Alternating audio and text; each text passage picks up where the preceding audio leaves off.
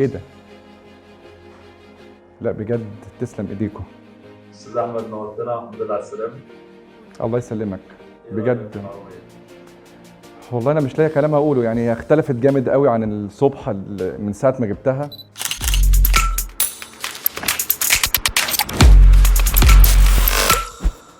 التجربه كان فيها نوع من انواع المغامره بالنسبه لي، لان كل حاجه غريبه الواحد بيحب يفهمها الاول.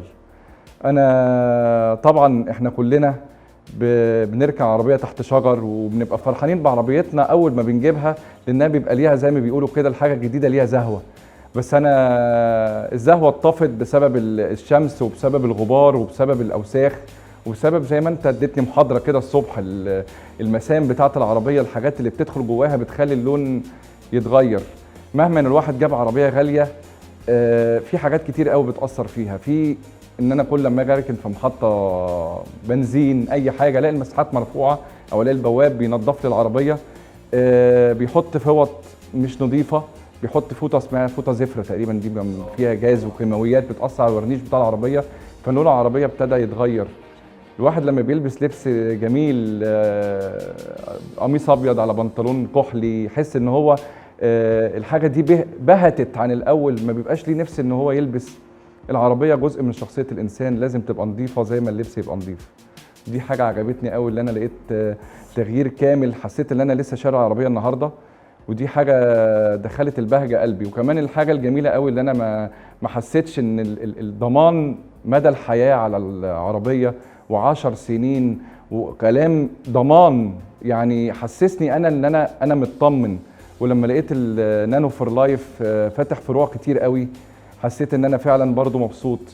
ولما حسيت ان المواد اللي المركز الجميل ده بيستخدمها مواد ألمانية، والمنتج الألماني مش اي حد يشتغل بيه غير لما يكون حد نظيف، دي حاجة خلتني انا مطمن قوي ومبسوط. تاني حاجة اللي انا عجبتني قوي، ان لما اكون انا داخل مكان حاسس ان انا مش فاهم ايه المادة اللي بتستخدم، زمايلي كتير قوي ورجال اعمال وناس كتير قوي استخدموا النانو دايموند، وده حاجه مصنوعه من حجر الماس، ودي حاجه شديده الصلابه. ان انا في الاطلاع والسيرش على اليوتيوب وعلى جوجل حسيت لقيت فعلا عالميا تمام ان الماده دي من اقوى المواد. فلما جيت هنا المركز، انا واحد نمكي قوي ودقيق وبحب قوي اركز في الملاحظات، فدخلت على صاحب المركز وسالته، قلت له انا عايز ما يثبت ان انت فعلا بتتكلم عن الماده دي، والماده دي فعلا انت بتستوردها، وعايز شهادات، وعايز ما يثبت، وده حقي انا كواحد، معلش انا اسف، حقي كواحد جاي يتعامل مع مكان ان انا اعرف ما يثبت ان الكلام ده صحيح. احنا شايفين الغش التجاري مالي البلد، وفعلا الناس اللي ما عندهاش ضمير كتير. فطبعا لقيت روح حلوه جدا، ولقيت تقبل للسؤال. محدش قال لي انت جاي تفتشني، محدش قال لي انت جاي تسال في حاجه مش تخصصك، انت مش جاي التحقيق، لا. لقيت فايل طلع بشهادات استيراد، بشهادات جوده، بايزو، بحاجات فعلا جميله جدا، وسرشت عليها لقيت فعلا ان الكلام ده حقيقي. قلت له طب انا عايز افهم. لقيت صاحب المركز دكتور خريج كليه علوم، واحد مذاكر، واحد فاهم. لقيته بيشرح لي حاجات كتير قوي، لدرجه ان انا كان نفسي اقول له كفايه بقى شرح، اخش اشتغل، لان انا حبيت الموضوع ده. الموضوع مش اللي انا عربيتي مرسيدس، لا، ده في عربيات نيسان، ده في عربيات هيونداي. انا حسيت ان التقنيات اللي موجوده هنا ناس ما بخلتش بحاجه. لقيت زمايلي اللي عملوا كمان الموضوع ده اتأخروا، خدوا وقت طويل.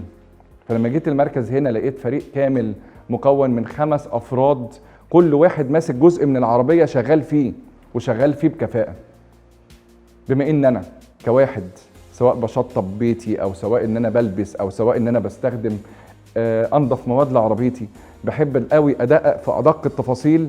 لقيت نفسي دايما كل شويه بروح لهم عشان اوجههم، ما الاقيش حاجه، يعني ما الاقيش ان في حاجه هم مش سايبيني اديهم ملاحظ، مش سايبيني اقول لحد اعمل الحته دي، مش سايبيني اقول لحد الحته دي مش معموله كويس، لا، ده كل واحد بيقوم يعني انا شايف ان كل واحد يفتح مركز من المراكز اللي مفتوحه بره من كتر الخبره العاليه جدا.